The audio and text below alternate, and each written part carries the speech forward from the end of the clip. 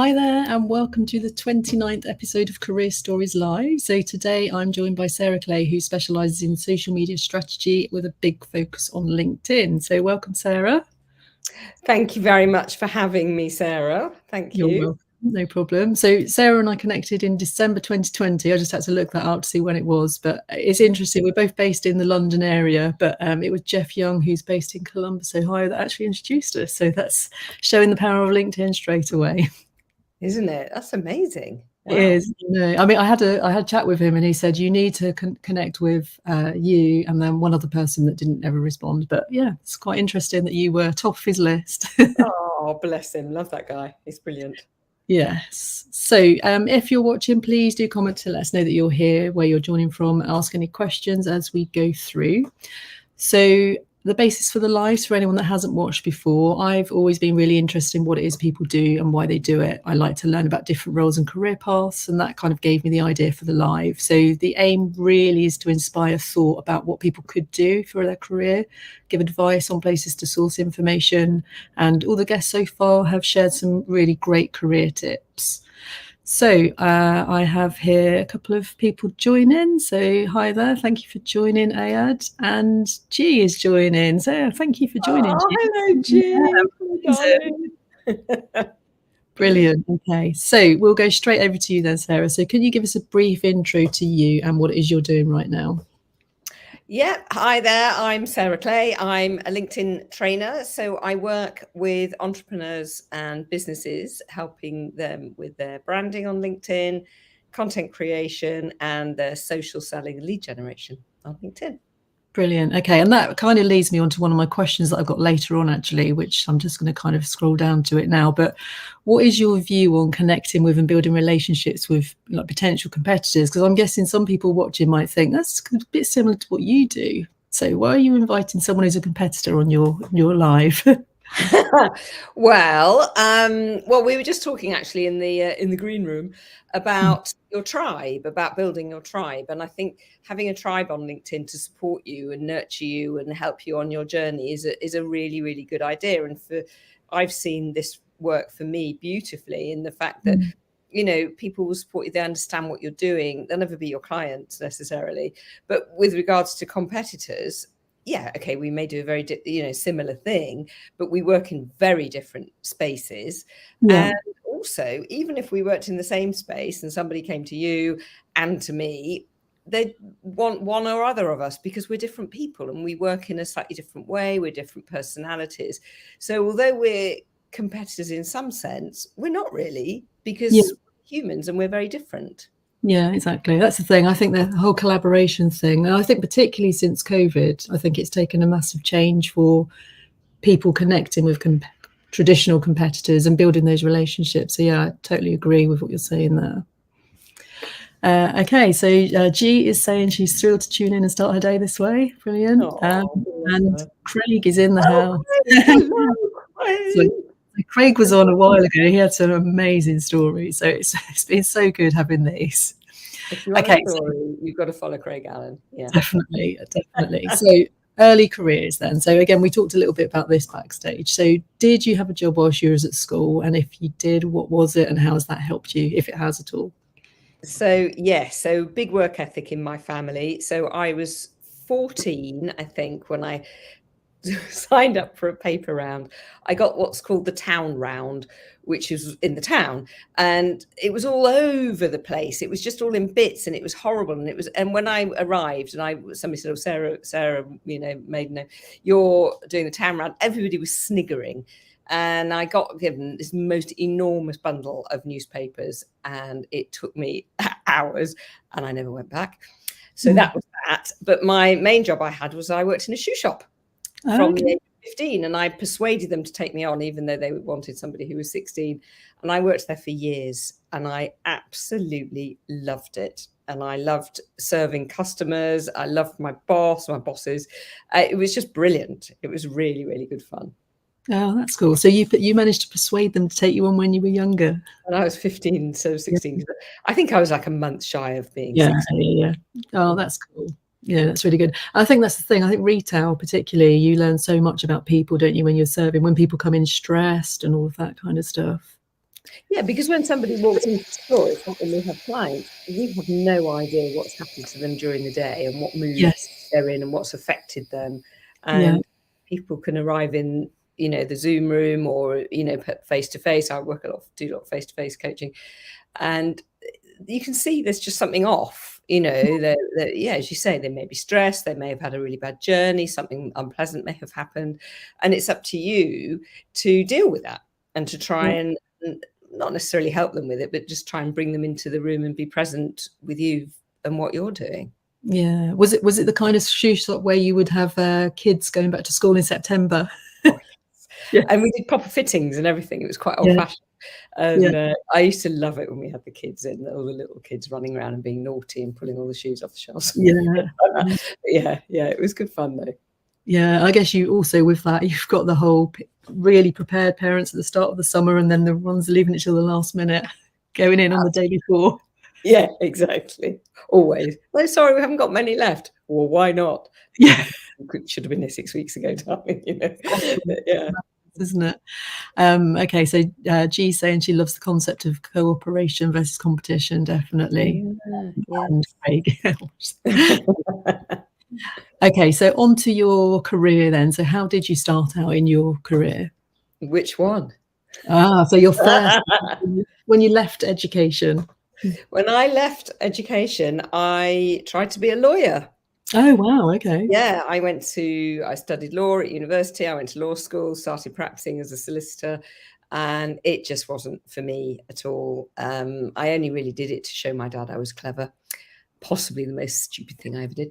But anyway, but he always respected me, the fact that I got that far.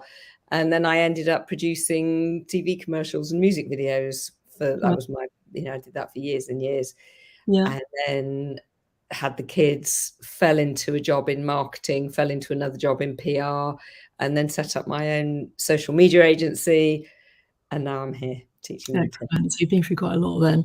Yeah. So did what was the switch from law into kind of the production then? Was what made you come up with that decision, or how did you? Well, it kind of happened by accident, as most of the things in my life have. So I had failed my first law exam, so I was resitting them and took a part-time job. Here we go. So here's a lesson for us all. Took a part-time job in an optician's in Soho in central London. A friend of mine's shop, and I really, I was having good fun and studying quite hard. And somebody walked into the shop, and everybody who came into the shop were really cool, really trendy, had loads of money. And I thought, oh, I like what these people do. And they all worked in the film industry, because Soho is where the film is. Somebody walked in with a very unusual surname, double barrel surname. And I said, oh, well, that person with that particular surname used to be the piano teacher at our school. And she said, oh, that's my aunt. Oh, wow. So she gave me my first job in the film industry. When I realized that I wasn't going to do law anymore. She said, well, actually, there's a job going in, on this job on a TV program called Soldier. I don't know if you remember it. Oh, yes, I do. Yeah. And that's how it all started. Wow. So networking at a very age, and it really helps. Yeah. And that's the thing, isn't it? Chance conversations, you have no idea where they're going to end up. No, that's very true. Very true. Yeah. Had I not said that to her, who knows where my life would have gone. Yeah. Okay, so then I was going to ask you about your career. So I'm saying it sounds very glamorous and exciting. So what are the highs and lows in that kind of work? Oh, I loved it. I mean, it's long hours. You're traveling at very, very short notice all over the place. And it really is, it can be quite gruesome, and the schedules can be quite tough. And when you're in it, you're in it. If you've got a production on, you have to be 100% at all times. But the people are just all brilliant, such a variety of different people. And there's a very strong work hard, play hard ethic in the film industry. But some really amazing, sort of gritty, hardworking, interesting people, which I loved about it. And I got to travel a lot, got to meet lots of famous people, all of those glammy things. But exhausting. It's really exhausting. And as I say, it just takes your whole your whole life, really. Yeah, yeah. So you were in that industry for a while, weren't you? A few years. So Yeah. what kind of roles did you have? So I was production. Right. Started off as I suppose my first job was as a sort of receptionist, kind of production assistant, and just worked my way up to finally producing my own commercials and music videos and things like that. So organising the money, bossing people about, which I loved. Yeah. Yeah, and it just really good fun. Really good fun. Yeah, Yeah. always production for me, not necessarily on the creative side. Yeah, okay. Progression through that kind of thing, is it a lot about who you know, or is there kind of structured career paths that you can apply for, or a bit of both? So what the career path tends to be, you start at the bottom and you just work your ass off and Right. get up to the top. And there's a big mantra in the film industry that you be nice to all the people on your way up, because you never know that when you might bump into them on your way down.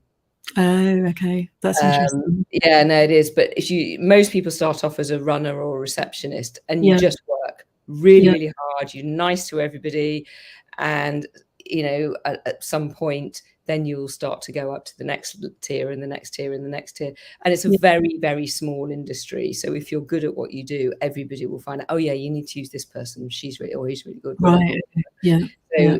is a lot of sort of networking stuff, but it's word of mouth, really. Yeah. And your reputation precedes you almost. Absolutely, 100%. Yeah. Yeah. Okay. That's cool. And does it make a difference for thinking of like school leavers, graduates? Does it matter if you've got a degree, if you've not got a degree, all of that kind of stuff? No, and that's the one amazing thing about the film industry, is that you don't need it. Yes, if you've got it and you've got that experience. So lots of kids come out of art school and Yeah. go, and go into the profession, but certainly not it's not a prerequisite at all. And I always say to anybody that says to me, "Oh, was it fun working in film industry?" I say, "Yeah, you've got to work really, really hard. You've got to love it. You would love what you do." And there are lots of different aspects to film: as production, direction, art department, editing, all of those different things. So just be open to Yeah. all of the different areas. I went in, I was very focused and only wanted to do production. So it took me a little bit longer to get going. But if you're prepared to try lots of different things, then one of those things will very likely to stick. Yeah. Excellent. That's really good advice. Thank you.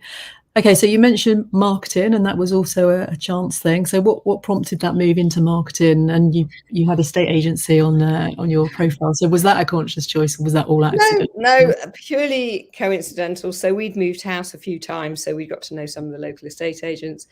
I was sort of vaguely putting out some feelers that I was looking for a part-time job, because I think, my daughters were both in school, and I thought, I'll do something else here. And I'd had my own casting business as well for a few years. That's another thing. But one of the estate agents rang me up and said, "Hey, you're looking for a part-time job?" And I was like, "How did you pick that?" He said, "Look, we'd love to take you on a couple of days a week." And my son, that's right, my son had just gone into playgroup. So I said, "Okay, I'm not sure if I want to be an estate agent, but let's give it a go and see." And I liked the company; they're a really nice local estate agent. And I started there, and I was kind of office managing and doing viewings ad hoc. I wasn't actually an estate agent technically. And after about a year, I said, "Your ads are terrible." That wasn't actually the word. I don't want to say that word here, because they were really bad. I said the target market, and they are rubbish.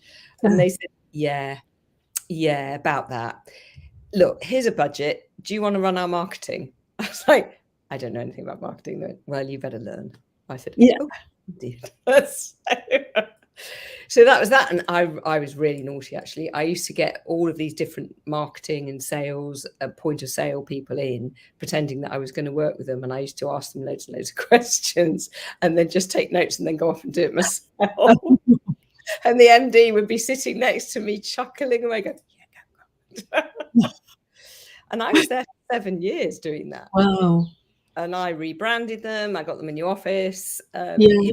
Amazing. Did a load of stuff. It was really exciting. Yeah. Yeah, it was really good fun, actually. But then after 7 years, I was just a bit bored and got headhunted by a film company to run their PR. Right. I said, I don't know anything about PR. And they said, yeah, you'll be fine. It's like, why does this happen to me?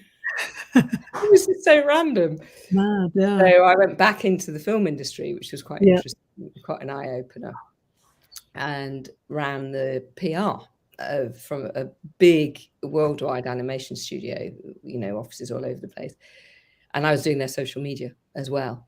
And that I realized, actually, I didn't really want to do PR, but I love social media. Right, okay. So I was there for a year, and then I left and studied to be a social media manager with a company called Digital Mums. Okay, yeah. Which was an amazing opportunity, really. And that was an online course. I did that. And the day I finished, I got my first client. Oh, wow, amazing. Turk's Head pub in Twickenham. Oh, very nice. Yeah. So just quickly go back to the estate agency. I think that's the thing about small companies, isn't it? You can be in there as one thing, and then all of a sudden this amazing opportunity comes up just because you're there. So I think that's a useful thing to remember for people, isn't it? Oh, absolutely. And they obviously saw that I had the skills, and that my skills weren't being utilised properly at all. Yeah. And I think what it was me just talking and saying to them, giving my opinion about something which was nothing to do with me whatsoever, that made them think, actually, no, you're the person that can do this. And I think it's really important, if you're in a company and you have a view, you don't necessarily have to be aggressive or rude about it, but just make sure that people hear what you've got to say. And I think increasingly now, and I speak to a lot of employers, a lot of companies now, and they are listening more and more to the junior members of the teams. And I think that's really important, because they've got views, they've got things to say, and they're looking at things from a different perspective. And I think that's really valuable. So I'd say to anybody, even a junior, if you've got a strong opinion about something, go to the MD, the CEO, or, your line manager, and just say, look, I just want to say, would you mind if I had this, and as I say, you don't want to be cocky or bolshy about it, but make sure that your opinion gets heard. Yeah, absolutely. Because it can lead to something massive potentially, couldn't it? And yeah, changing career. Yeah, that's good. Yeah, don't be a wallflower. Definitely. Okay, so you just touched on you set up your consultancy and what prompted it. So how was it doing that? Was it a big step for you to kind of go self-employed? Was it scary? How did you decide to do that? Well, when I worked in film, I was always self-employed. So literally just, went job to job to job. Yeah. For most of the time, I did work in a company for a couple of years, but then I had my babies. That's what happened. Yeah. But yeah, so it didn't worry me at all. And obviously at the beginning, as I say, I got my first client pretty much straight away, which was incredible.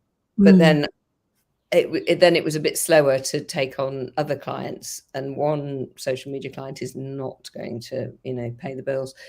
But so I did have a sort of a couple of panicky moments. I thought, oh gosh, is this going to fly? What's going to happen? But then Fuller's, who own, that the pub is part of the Fuller's group, they put me on to run other of their pub social medias, and then it started to grow, and I got other industries as well. Oh, that's cool. So did you have a target client in mind at the beginning, or were you just looking for anyone that you could take on? No, I didn't have a target client, but the fact that I was working with a lot of the Fuller's pubs gave me the kind of, everybody just saw me as the person who did social media for hospitality. So I got a few more hospitality clients on top of that. And that, I think, it's quite interesting, because I talk to a lot of my clients about finding a niche and trying to really be focused on who your target audience is and your ideal client. But sometimes it can move, and if you start off thinking, right, these are the people I want to work with, but actually they're not the people that are employing you, it's other people in completely different industries, will then flow with that. And I think it's really important that we're open to change. And if other people are seeing a skill in us by employing us in that sort of area, then go with that. Yeah. I think, we should, and I think for an entrepreneur or a small business, we should be ninja, and we should be able to flow and move with trends, with fashions, and with what people are telling us. It's about listening to what people are telling us that they think, where we should be situated. Yeah. Yeah. And that leads on to the next question about evolving. So how has it evolved it's about 6 years, is it, since you've had your social media company? Is that right? Maybe Yeah. coming up for 7, actually. Yeah. Well, So, it's evolved, massively, because I started off doing social media for people, yeah. which was obviously what I trained to do. Had a little team. I had like 2 or 3 people at one point helping me do posts, with client stuff, which I really enjoyed, actually. It was really nice. But I got to a point where I just got a little bit fed up with it, and not fed up with it. I just thought, where's this going? What am I doing this for? And actually, it was Fuller's that asked me to do some training for some of their pubs that couldn't afford their own social media manager, because each pub had their own budget. Yeah. I thought, well, that's a good idea. Honestly, I was so nervous. So I prepared these slides, and it was Facebook, Twitter, and Instagram I was teaching.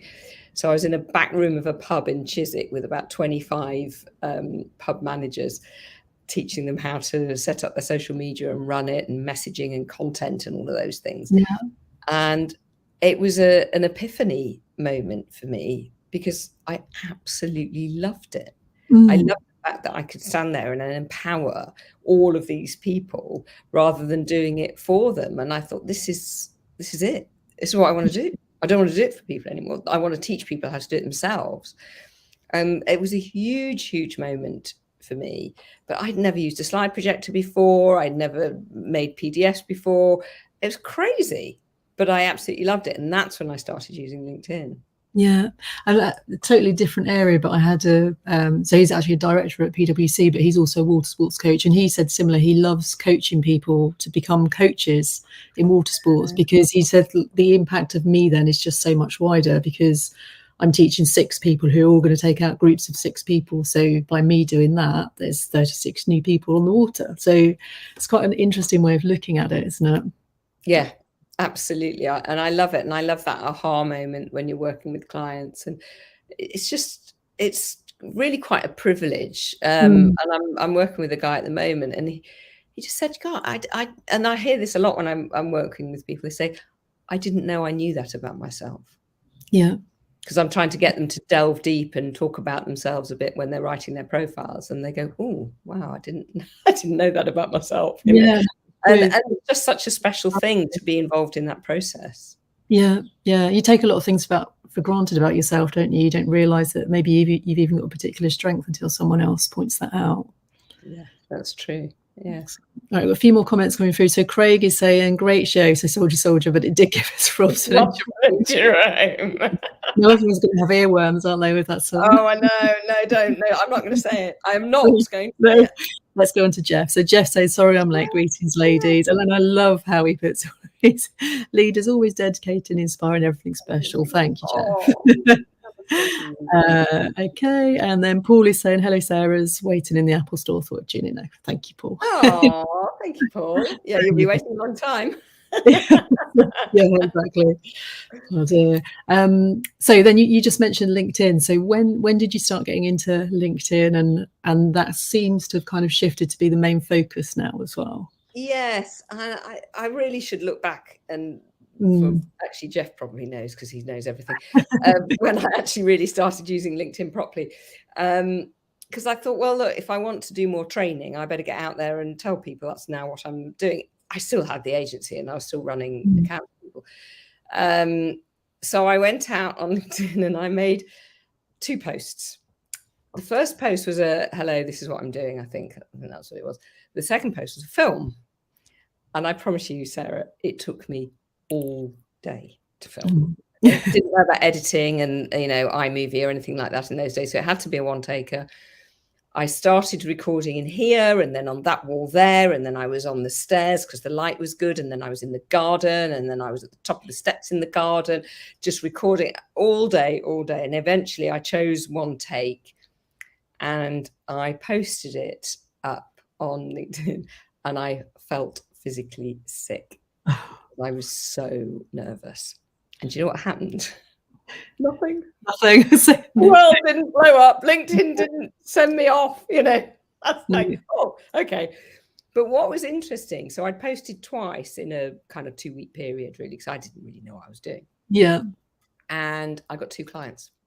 Wow. Coaching clients. One was somebody I met on holiday about 6 years previously. And the other was somebody who knew somebody who knew somebody, kind of one of those. Yeah. And I thought, hello, this works. I like this. So I thought, right, I need to know more. I need to learn more. So I started digging into it. And then I tapped up my good friend, lovely John Aspirian, for some training. And I thought, right, that's what I want to do. I want to teach people how to use this platform. Yeah. Because it's just brilliant. It is. Yeah, so powerful. It's just amazing. Yeah. And I think you touched on that with the post, and nothing happened. And I think that's the thing. You can post something and think nobody's seen this. Is nobody. I've had 5 likes. That's it. Nothing else. But then someone will just message you and say, "Oh, I've been watching your posts, and actually, can I book you for this?" And you're like, "Yeah, why didn't you say 3 inquiries yesterday directly on LinkedIn, completely cold. Don't know who they are. Not a clue who they were. Yeah. And they're potentially very, very big clients. I don't know if it'll happen, but the fact that you get these cold inquiries and people are watching you, aren't they? Yeah, definitely. We've got Mark Orr saying so. Oh, Mark, hello, Mark. See, Mark's a great example of how LinkedIn works really well. So Mark started commenting on my posts, I don't know, a little while ago. I met Mark a couple of times in person, and I think in sort of networking events online during lockdown. And I was looking for a printer a while ago, really tiny, the smallest job in the world. And because Mark had commented on 3 of my posts, I look back, he'd commented on 3 of my posts. And I'm thinking, oh, he's a printer. And my VA had found got a couple of quotes for me. And I thought, oh, Mark, he's a printer. Yeah, I'll use him. Perfect. There you go. That's the thing. Very good job. Thank you, Mark. Yeah, excellent. So on your LinkedIn profile, you've got a few voluntary roles. So what is it you get out of those as well as what you clearly give? So again, I'm thinking transferable skills, that kind of thing for people that are thinking of... Good timing, Sarah, because I've got a new one, which I want to talk about. Abseiling down a very, very large building at King's Cross for Macmillan was one of the most thrilling things I've ever done. It also enabled me to get a certificate from Just Giving. I was in one of the top 5. I think I was the 3rd or 4th highest single money raiser that year. Oh, wow. Because I was just doing it on my own. I wasn't part of a group. Yeah. And it was amazing. And the support that I got and the money that I got for doing that abseil was incredible. And it still blows me away when I think about it. But I loved it. And I just feel a bit guilty about raising all that money for something that I really enjoy doing. But hey, and then I worked in a charity shop for a bit. But the problem was I was spending so much money buying all the clothes, because it was one of these designer Mary Portas ones. But what happened from there is I ended up working in the shop next door and getting paid while I was studying for my social media. Right. So I ended up working in Toast, give them a plug, why not?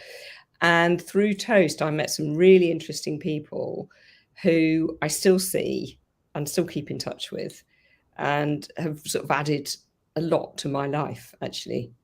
So all these little that happen. And when I think back at the people I've met and the people I know and where I met them, the more we do, the more interesting and enriching our lives are, I think. Yeah, absolutely. Building that experience, are you, that you can be using work as well. Yeah. And I'm currently, can I give a little plug? Of course. I've just teamed up with a charity called 1001 Fontaine, which is to bring fresh drinking water to villages in Cambodia. And on the 10th of September, I'm taking part in a 200-kilometre walk along the Thames Path to raise money for a 1001 Fontaine. So, and I will be posting about it, so please Post about that. Yeah, brilliant. Excellent. That's really good. Yeah. Okay, we are running short of time now, so I'm going to quickly go into the next one, which is about values. So do you consider your values when you're kind of taking on clients to be working with, or in the past when you've gone for a job? Oh, yeah. I'm really lucky with my clients. I have the most amazing, wonderful clients. I love all of them to pieces. And every time I finish working with a client, I don't know if I tell you this, especially on Zoom. I don't do it when I'm with them in person, but I close down my camera, end the Zoom call, and I do a happy dance around my office, and I usually put the Bee Gees on. Oh, that's lovely. Yeah, or the Beach Boys, either, and do a little happy dance because I just love working with them. Of course, I've had clients in the past that we haven't aligned, we haven't had the same values, and I've had to let them go because I do not want to work with people where we're not aligned, because it's not right for either party. Yeah, I agree. Yeah. And I had a client quite recently, actually, and I was doing some LinkedIn for that particular client, and actually two. And I said, look, this isn't working for me. This is not really what I'm meant to be doing. That's why I gave it up. And I passed them on to other people, and I think they're very happy doing that. That's but really I think it's important. Yeah, that's good. So then the final question is normally about advice for people who want to get into a particular area of work. So I'm going to go with film and production just because I've not had anyone else to talk about that. So we've already talked about it doesn't necessarily mean you need a degree to get into that role, but how would someone find a role? Are they advertised in places? Is it cold calling? What would be the best? You probably won't find adverts, anything publicized, because there's always a queue of people looking for work. To get a job in a film company or an edit house or a post-production house, you need to have a CV, a covering letter, and you go in, walk in and say, who do I give this to? I'm looking for a job. You have to be prepared to start at the bottom. So if you're a bit older, perhaps, and you've had a job doing something else, you've got to be prepared to go right back down and be a receptionist, whatever, and just be humble and just suck it up and do it. How to get those jobs is to just go in and walk into these places, introduce yourself, say I'm looking for work, and keep going, keep badgering, because opportunities come up and they go. But because they get so many CV applications, if they haven't got a job at the time, I think legally they're not allowed to keep them anymore or something. No, there's some time limit, I think. So you've got to keep persistent. Find them on LinkedIn, because they are on LinkedIn now. Find them on Instagram and keep in touch with them on Instagram, on social media, and just keep your name up there and just keep going and keep going. And once you're in, once you're in, you're pretty much in. If you're good, and people like you, then you'll be offered jobs, or jobs will come up and you'll hear of them and you'll apply, and but it's getting your foot in the door is the tricky bit. So a bit of bravery and persistence. Bravery and persistence, absolutely. Brilliant. Okay, a few final comments. So Craig is saying he took long enough to drop in the Lord John bomb. Wait till it was appropriate, Craig. Exactly. Not just name dropping here. He's happy to help. So brilliant, thank you. And then Craig is now singing and talking about his wife who sailed off the Forth Bridge. Wow. Wow. Oh, I'd love to do that. Okay, so thank you very much, Sarah, for coming on and joining today, and thank you to everyone that's been watching. And I love seeing all the chats going on in the side. So if anyone's watching back on replay, please do add your comments and we will go back in and respond to them later. So thank you, Sarah. Thank you, Sarah. It's been fab. It's lovely. Great. It has. And next week I'm back, same time, talking to Kenneth Lang, who is a New Jersey-based job search strategist. And then I'm going to have a break until September, because I've got so much material that I need to do something with it. So I figure stop talking to people for a few weeks, compile that, and then I'll be back in September. So thank you again, and I'll see you all next time. See you.